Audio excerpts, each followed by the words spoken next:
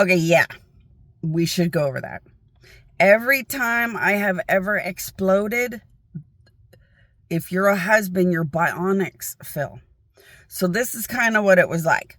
Okay, in the 70s, whoa, I felt weird flitters because I didn't actually explode. It was weird flittery shit. From whenever your private parts get touched or messed with, then it makes you flittery. That flittery is pushing liquid into your bionics. Your bionics are this really beautiful big circular thing. It's a big spiritual circle, and it's like right in the middle of your chest, like this. And it holds a bunch of liquid, powerful, overloaded stuff that my powers in a sexual connection produce. Now, there's bionics of the chosen. The bionics of the chosen are just monumental pieces of my powers and death that you carry in the honor of my existence kind of thing. Kind of like a preacher, but totally it's not the same thing. Or like a piece of the holy sacredness of my death. If you're a husband, it's a really big, fancy circle thing right in the middle of your chest, designed for the gods to be able to use it to go to work and be powerful and do whatever they need to do as gods. And it's supplied, the liquid and more that you need in there is supplied by me exploding.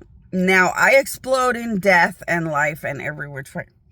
So it is a sexual connection explosion, but it goes into life and death and more. So, like, if you want to understand it, my queen, my queen, my queen. So, but in the 80s, it was kind of popping. So in the 70s, kind of flittering. 80s, kind of popping. In the 90s, it was, I don't know what to call that. In the 2000s, it was like a nice stream. It was like a nice stream of something weird flowing. As I was into my bigger sacrifice of death overload, so as they murdered me in mass quantity till you're like liquid or there's barely nothing left, it probably felt like an avalanche or an oceany avalanche. As I resurrected, or as I've been resurrecting, it probably feels like the biggest, most massive, unexplainable, overwhelming reality that has ever existed. Because I am indeed the original. I'm the God that created everything that's ever been. So if you're a husband, you pretty much get that by now. And a billion gods might tell you it's them, but it'll never add up and be provable. And if you just think about it yourself, you'd know it's not them. So they're just embarrassing themselves. A billion angels might get jealous and say it's them, but you'd know in 2 seconds. No, it's not. You know, the gross thing about criminals and skanks and loser, disgusting people is that they're all the same goddamn thing. Gods get so jealous because I'm the original God of everything. And it's like, bitches, I'm just their mother. I have to die forever more than everybody else. I have to win and do more than everybody else. Like it's all negatives, except that I'm just bigger and better than everybody. But skank and stank is throughout existence. Loser fucking women are so loser. And sometimes so are men. I do have a dominating weird, I seem more manly than female when I'm fighting my enemies that are like evil god enemies and stuff. I seem to everybody out there more manly than female. So even men will pretend to be me. But there's no way anybody is me. If you have a bionic part of like a child of a god, you're going to notice it's all severely different. If you have a bionic part of a monumental god like a psychic elder giant, it's all sickeningly different. I am the biggest, massive, scary, overwhelming thing. Everything else is nothing. And that's one really fun, easy way to know if you are a claimed husband. If you are a claimed husband, no matter what spirit walks up to you, they're all nothing. Because you carry the powers of me, the biggest creator of all of them. And, you know, you gotta watch out, because everybody's gross. I mean, everyone will do anything to get near famous people. It's gross. And only some people are like, I don't really give a shit who you are. Good people are good people. Gross people are gross people. Money is just money. But most things will do anything for a buck, huh? Or do anything to be near famous people. It's a gross world we live in. But gods and angels, they're not that much different. So watch out. So if you're a husband, a god will want to be your best friend, like fuck. But if you're a husband, you're already connected to the biggest and best gods that have ever existed. Don't slum yourself like that. Go find out which gods are the greatest gods that have ever been. And like, turn yourself into the fame, the reputation, the pickiness that you want as a giant. That is, you know, the father of God.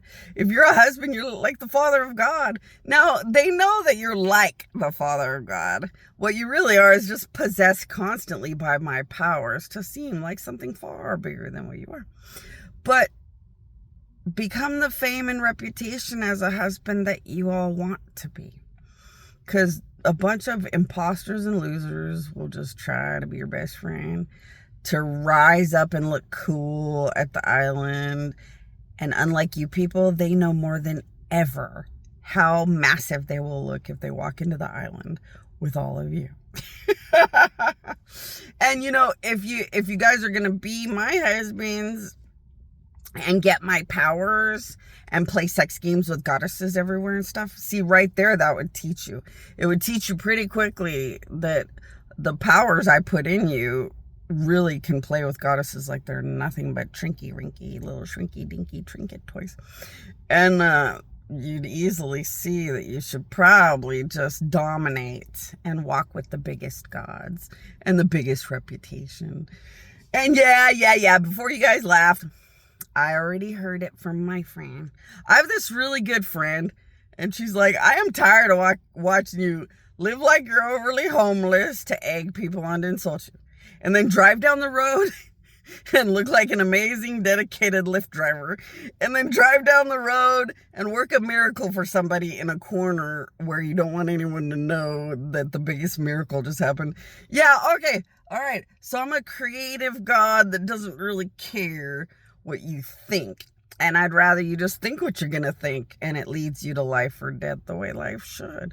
You know, if Jesus walked the earth, damn straight, he's still Jesus, and he'll still be in heaven, and he'll still be everything to God. And you either bow down, or all those something else answers need to be answered by every God. It just is what it is. And I'm just here to be the messenger of the gods, giving people the life or death they choose. They could have thought or said, my queen, and known the whole time to be very afraid and stay away from me. But they love the destruction of the death of a god already dead. Well, it comes with real bad forever death punishments and more. But you can't deny people's right to be part of the great white throne judgment and end up where they belong. Whether it's forever, death, or anything else, people need to end up where they belong.